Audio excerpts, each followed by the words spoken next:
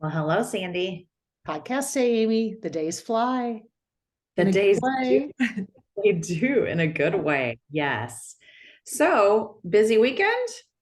Great weekend. Yeah, it's event season in Durango, which means there's all kinds of things going on. I volunteered at the wine experience. It's a 2-day thing here, and it's no drinking wine. It reminded me of being pregnant and watching a lot of drunk people by the end of it, but it was a great event. It was fun. And oh, we went mountain biking in New Mexico. I had my 11-mile run because everybody's training for half marathons. So yeah, all dinners outside on patios, all kinds of fun things. How about Oh, you? Kansas awesome. City, is it event season for Kansas City? Well, you mentioned that I think last time we talked, Did and I call it I, event season? Okay. well, they don't. I haven't heard that, but I will tell you that's what's happening right now. Last week, I noticed we had something almost every night. And then this week, almost the same thing. And over the weekend, we had visitors. And anyway, it's been busy. It's been fun, though. It's nice to have. I feel like the world wakes up in the spring. It's Right. like, oh, I can be outside. I see people. It's like we're all like waking up. We're happy. It's good. So, anyway, that's what I'm experiencing here. And we had the draft here in Kansas City, which was fun. And was that this last weekend? Yes. Okay. Lots, yeah, lots of people, lots of energy, lots of fans, it was fun. I've never like really followed the draft. So that was a new experience, but it Yay. was enjoyable. So anyway, let's talk about multitasking today. Mm. I mean, I'm going to need some schooling here, Amy. This will be a good discussion. Are you a multitasker? I've gotten better. I was the queen of multitasking and one of back in the day when my career, kids, and running the house, and I was proud of it. I kind of wore it like a badge.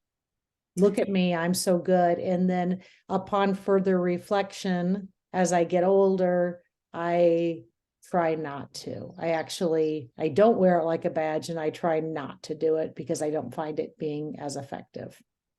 Right. And that's typically what a lot of people discover, but also a lot of people do wear it like a badge and they think they are good multitaskers. And I recently spoke with some groups of people and I had the opportunity to survey them before I spoke. And one of the questions I asked is, are you a good multitasker?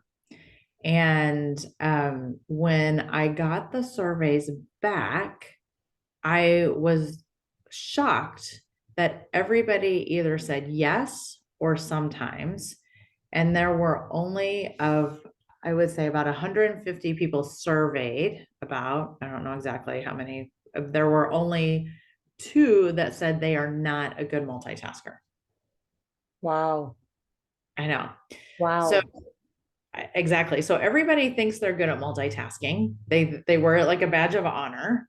Mhm. And um, I was talking to my mom about this. This is funny because when I was preparing and I was getting all this data in, I was sharing this with her and she's like, well, I am like, Mom, nobody's a good multitasker.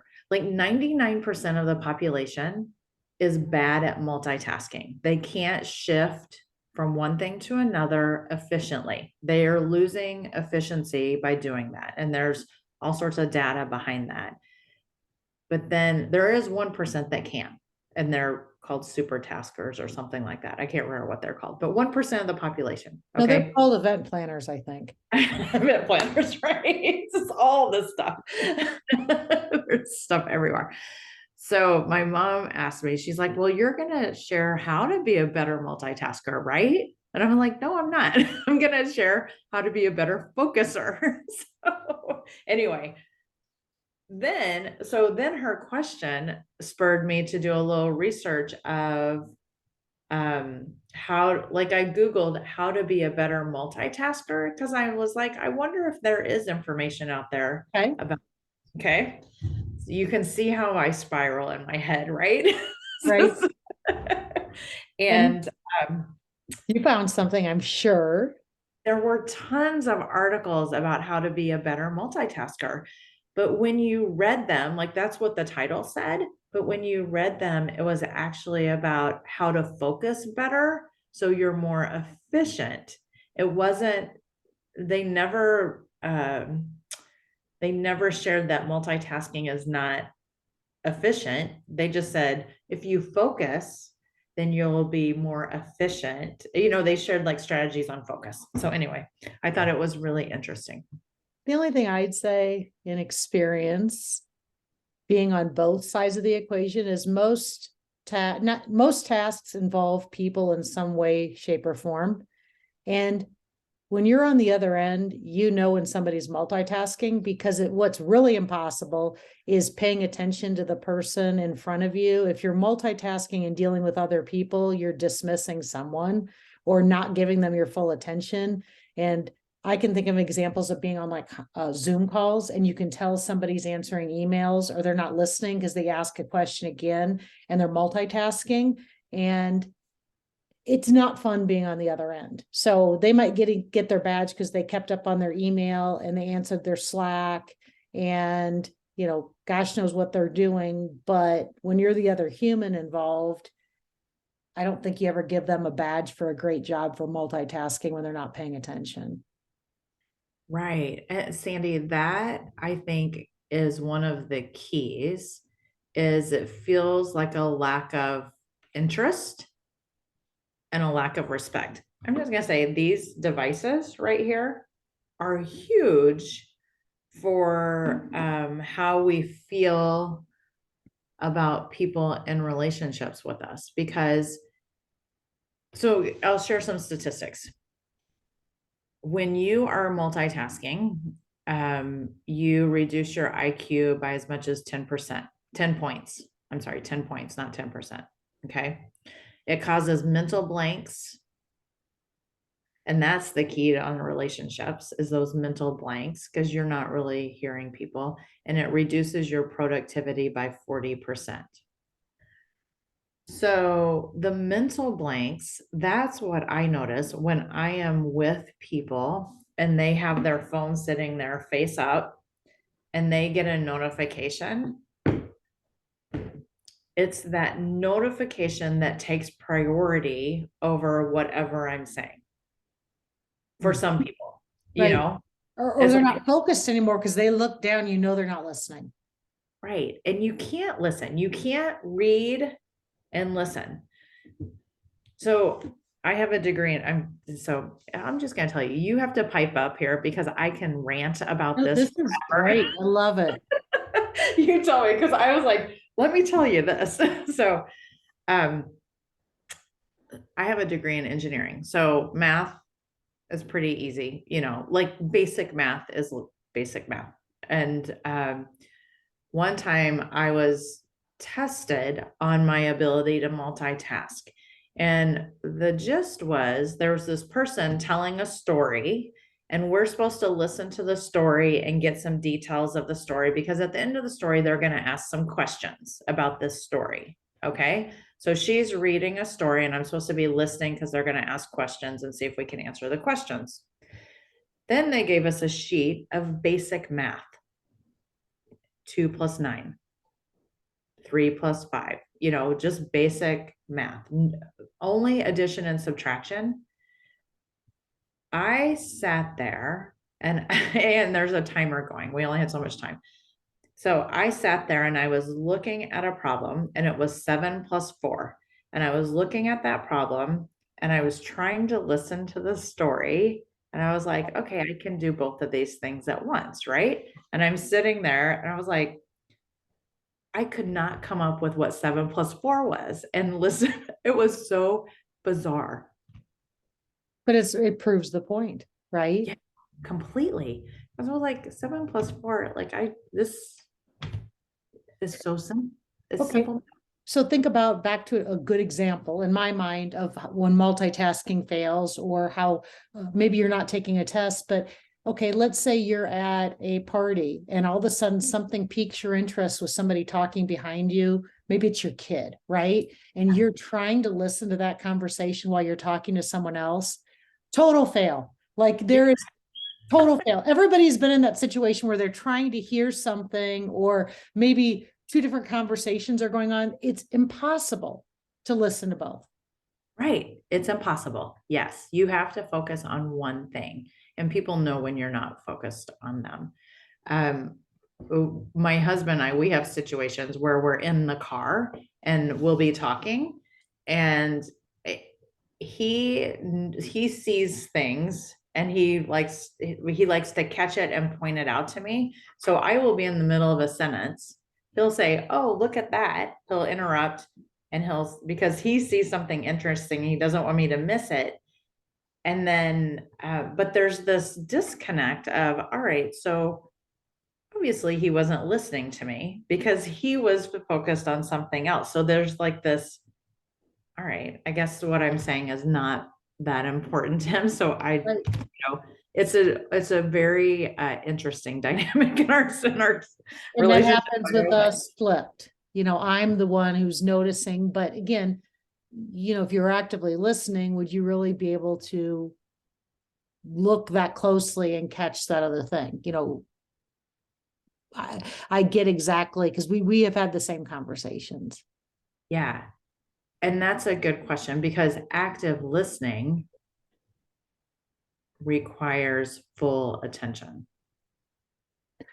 So question for you, when you say like IQ goes down, back to our title, multitasking makes you stupid, how does it, how I can see how you don't get more smart. What's the science behind it bringing down your IQ? So I do not know the science behind that, but here's my theory. Okay. Um, when I've read on this topic, when you're focused on something and you shift your focus to something else to get back exactly where you were takes 10 minutes. I've heard anywhere from 10 to 20 minutes. That there's different numbers out there. Okay. So if you're constantly shifting, you're never really getting back to that full capacity of your brain. You're not getting, because you might, 10 minutes is a long time to focus on something for some people without blocking out all interruptions. So you never get back to your full capacity. Okay, You're never that makes there. sense. Yeah. I think that theory makes a ton of sense, because back to there is a perception out there that being a good multitasker is something to put on your job description. And some people actually do. Right. And Great. there's people who hire for it because they think it's necessary in jobs. All right. So whenever I share this information, people are always like, I have to be a multitasker. That's my job. Like I can't shut everything off and away.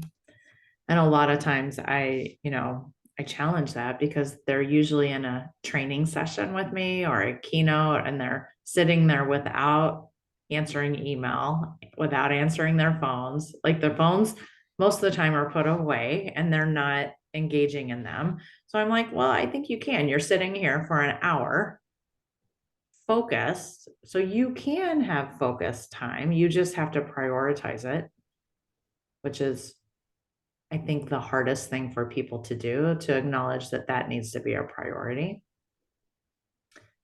And then, helping people recognize that they can, even if you're focusing for 15 minutes and then taking a break, Mhm. that's better than not focusing at all. And I also think that you have to acknowledge where your Achilles is, meaning if you are doing too much multitasking, there's certain things that for me, it's the phone that I'm going to look at for notifications. Right now, it's on Do Not Disturb. That's a great thing. Yeah. Having things like that, because I know that if that was going to beep or on my watch, I'd want to, I have this knee jerk reaction to look at it. And, but like if my phone was to ring, oh, hell no, unless it's somebody I really know, that wouldn't get my attention. I don't have any noise on. I don't turn the TV on, but I just know it's that one thing. With Garrett, I've actually given people this bit of advice. If they needed him, it's like, oh, don't send him a text. He's got his do not disturb on, but if you send him an email, he's not going to go to bed until he cleans out his email. That gets his attention. That's his cue. Don't we Right. all have what I call a multitasking queue, that certain things rank higher, that we want to clean that queue out more than other things? Oh, sure. I think a lot of us do. And a lot of us, and some of us don't care. Like they just, things just, they can block everything out. There's people that can block everything out. And then there's people that we need to stay on top of it. I think there's a little bit of productivity. Like we want to be productive and Knock finish it stuff out up, now. put a bow on it and be done with it. For me, it's text too, because I feel like I just want to put a bow on it, complete this conversation so it's not hanging on me. And I don't like people, there's something about a text for me that they're waiting on me. For some reason, emails, I don't feel as much the need to be as responsive as I do in a text. I don't know why. Um, So that's funny. I just read a quote. I'm going to see if I can come up with it because I was like, oh, this is so good. Oh, we feel compelled to respond to text or emails right away, but those are other people's priorities. You can turn off notifications for periods of time throughout the day so you can stay focused. I thought that was an interesting um, a shift in my thought process of those are other people's priorities hmm? that they're that text, that email, whatever it is, it's not necessarily your priority. Okay, let's talk about group texts, group Oh email. my gosh. Group text. Yes. Because the phone, I can't go to yoga for an hour without coming out. So I can't get away for an hour without having some text anymore. I mean, that would be rare that I stepped away. Even now, do not disturb. 35. It will be interesting to see if I have any texts that came through. And a big culprit is group texts. Yeah. People do that, even though right now my phone is ringing. People do that. For me, look at, and I got disoriented because I looked down. Even though even have my phone on do not disturb. Why is that coming through? Is it because it's my oldest son? But I looked down and it broke my train of thought. Yeah. All I did was glance down without any idea about answering it. But group text, it's become the new norm for any group you're in or conversation. I would tell you my family's better about it unless it's like a birthday or something, but they stop. But my running group, my hiking group, and then everybody feels compelled to add to it. So in this case, I don't think it's their priority. They feel like they have to answer to a text because they got a text. So then now all of a sudden we've got 5 people answering to a group text, even though they're not going to run. They don't care if I'm running late. There's all sorts of things that go with that, but I'm just this running group text. I could get, 20 texts easily in one day to plan a run or to change a time. And that just blows up my phone. Yeah. So what is Oh, about those? well, you can silence them and so that you still see them, but it doesn't alert you to text. Oh, okay. There's a way in a group to silence this conversation. Will they know I silenced them? Will they get a notification? Sandy silenced you. That's a good question. I've never seen that come through. I was like, I don't know. Hide alerts. Is that it? Yes, hide alerts. So I'll still see, but it will be hide alerts. Okay.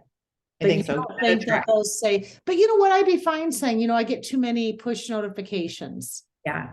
I don't think a lot of people have that setting on group texts. Um, I I put think it group on. text, so when we moved away from Omaha, I had some groups that I was in group text up there. And they all said, we're going to keep you in the group text. and they thought they were being nice to me. And I was like, okay, but I probably won't respond because, when they're planning things and doing stuff, and so I was like, I want to make sure you don't think I'm being rude, but I will probably not respond. And occasionally I'll say, have a great time or something like that. But I don't really need to be involved in this.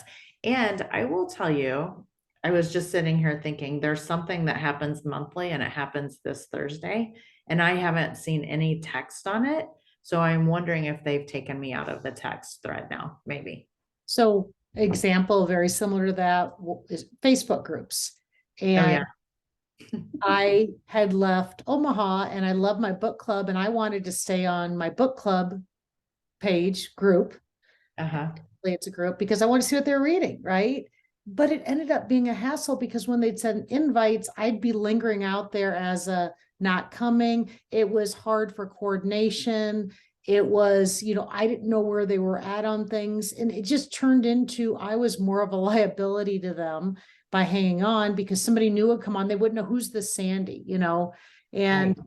and I would be getting notifications for are you coming or not? You haven't responded. And it was just more tasks. Back to multitasking, it added more tasks to my list.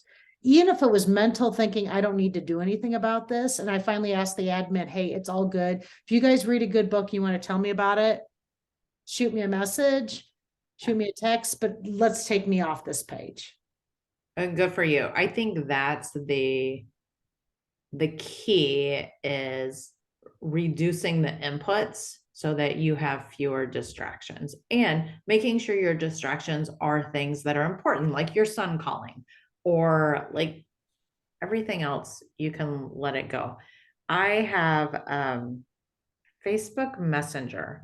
I have it shut off somehow. I don't know what I've done, but it's funny because we're doing this workshop, you and I, that we're participating in, and it's all through Facebook. And Right. there's some stuff in Messenger, I think. I think there's stuff in, I even sent you because when I yeah, sent you a message in this workshop, I didn't know how it was going to you, but I bet it went through Facebook Messenger.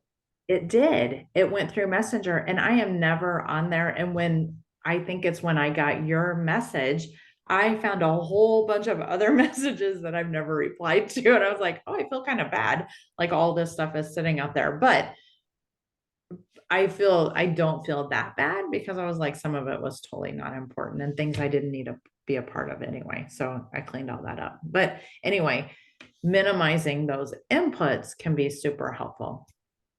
And Uh, how do you deal with this, Amy?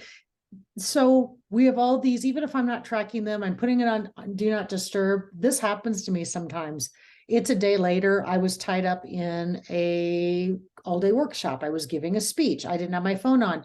And I might have seen like something that night come through, and I'm like, I can't do this right now. Then I can't remember where it came from. Did they send it to me in Instagram? Did which Facebook page? Because you manage different things. Was it a text? I sometimes I have to try to track down. And to your point, maybe I forgot where it came from. I mean, is there any good strategy to manage that kind of thing? How do you know? How do you remember if you don't deal with it right away? I know I that's happened to me many times. And it's funny because sometimes I'll like a week later, I'll be like, so I kind of remember getting something from somebody. Like I'll think of somebody and I'll be like, they texted me or something and I never replied back. And I'm like, um, I do not know a good strategy for that. I mean, besides just minimizing how many inputs you have, like me with Facebook Messenger, it's kind of like I am not on there. If people are sending me stuff through there, they're gonna realize I am not on, I'm not in there. I'm not going in there often. But if they text me, usually I tell people, if you text me, you got me. Like that's how to catch me when I'm meeting with people. So, but one of the things that I do, one of the strategies is email. I have my email. So I don't have all of my email going to my phone. Okay, you know what I actually I changed it so now I don't have all my email going into my computer actually. So when I'm working, I'm not seeing Gmail. It's only my work email. So I do have Gmail going to my phone and a couple of the other ones, but I don't have it going to my work, which helps me because I tend to minimize what comes over my phone more than when I'm working on my computer. So I don't know if that's a good strategy or not, but that's how I do it. It's what works for you. I think that's the key is what works for you. So I'm the opposite. On my phone, I don't have work emails because I'm like, if I'm away from my desk and I am not working, I don't need to read work emails.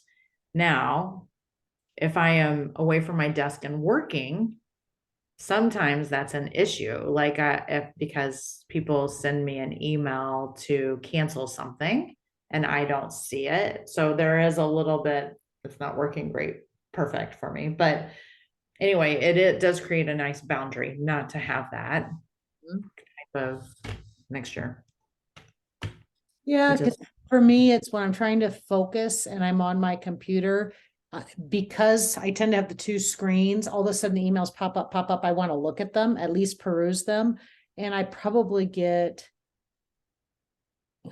I'm gonna call it personal junk news, that kind of thing. That goes to my Gmail typically, and it's probably 5 to 1, and it distracts me when I see it because I'm thinking, oh, I've got to identify it. So yeah, I think I'm going to keep it. It works for me pretty good, pretty well. that's key if it works for you. So if we go back to multitasking, a lot of people make assumptions that they're good multitaskers.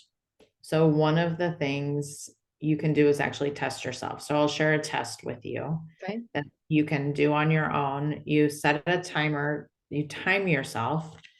And the first thing you do is you write the alphabet and numbers 1 to 26, but you intersperse them. So you do A1, B2, C3, all the way to Z26. So you're switching letter, number, letter, number, letter, number, all the way to 26. You time that.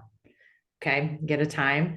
And then the next thing you do is you time just writing A to Z and then 1 to 26. So your mind isn't shifting between these two things and your difference. And you'll Right. see how it affects. And what's fascinating about that little test is these are things we learned in kindergarten. So these are not, we're not like shifting from something complex to something else that's complex. This is like very elementary shifting of things that we know, Right. And so just noticing that time difference, you'll be able to see if how good you are at multitasking. Which is going Okay. to be bad because I can't even have a radio on when I'm working. People that can listen to a podcast and do any kind of work, any kind of reading. No, I can't read an it's good. email. I can't read a simple news, I have to turn, it's one or the other for me. Same. I am exactly the same. Um, so then there's strategies to, and I know we need to wrap up, but there's strategies to create focus. So I have this clock here, and it's funny. We had friends in town this weekend, and they're like, "You have a lot of clocks in your house." And I'm like, "Yeah, I do." And I didn't even, I'm like, "Yeah, I do. I have like lots of clocks." And then she's like, "Oh my gosh, I get it. You're a productivity consultant. That's why you have all the clocks." And I was like, "Well, I this helps me focus. Seeing time pass helps me, it creates focus. And so, yeah, that probably is why I like clocks. But anyway, that's a good strategy is actually timing, having a analog clock in your space. It Mhm. helps create focus. It's a brain trick. Oh, look at you. See, Right in exactly. front of me. It's gone from place to place, even though it's a little clock. Yeah, well, so I read something that our brains don't see time pass with digital clocks. like we don't register the passing of time just with the numbers changing, but with the hand Yes. moving, our brain actually registers the passing of I'm time. constantly looking, especially in this space, at that. And I tell you, it's much more helpful to me than when I'm reading in bed and I'm looking at the time on my digital. And I feel like I have to look all the time because I don't have a good sense of what time it is. But I'm Yeah. glancing over here as much as I'm glancing at the time on my computer, actually. What's interesting is that it's so important for me to have that little clock. So, anyway, those listening, I just showed a little clock. Behind Amy, she has a big clock. I have a little, oh, it came from Pottery Barn, but it looks like an old fashioned type of a pocket Alarm watch. like those. Yeah. Yeah. Yeah. And but that's interesting now that I look, because the top right of my computer always says what time it is, but I'm always looking at the analog. Or wait, I'm always looking at the Analog. Yeah. analog. Yes, not the Yeah. digital. Yeah. It's interesting the way our brains work. That is what I've learned most about time management and like this multitasking and everything is our brains are so complex and the way we perceive things and it's always fascinating to me. So why fight it? It's like doing Wordle and saying there's a mechanism how your brain works to work your way through it. So I'm really back to wearing multitasking like a badge. I'm going to do it backwards to see if I can do not follow the right or the wrong words, but by the last guess, get it right. And then I'm a winner. I mean, it's just counterintuitive, right? I'm Right. great at multitasking. Well, you're a human and you're not meant to be wired to Yeah. be multitasking. So why are you so good? Why are you wearing it like a badge? Right. Exactly. And knowing the data behind that assumption. Right. That's the key is like, are you really? Let's show me the data. And really show me the data. What is it that's happening that's reaffirming that you are good at that? Because I think when you get data, then people are like, oh, Oh, you're yeah. you can't just say that. I love data. Okay, so let's wrap this up. What's the real and what's the ideal of this situation of multitasking? The real is that multitasking makes you stupid.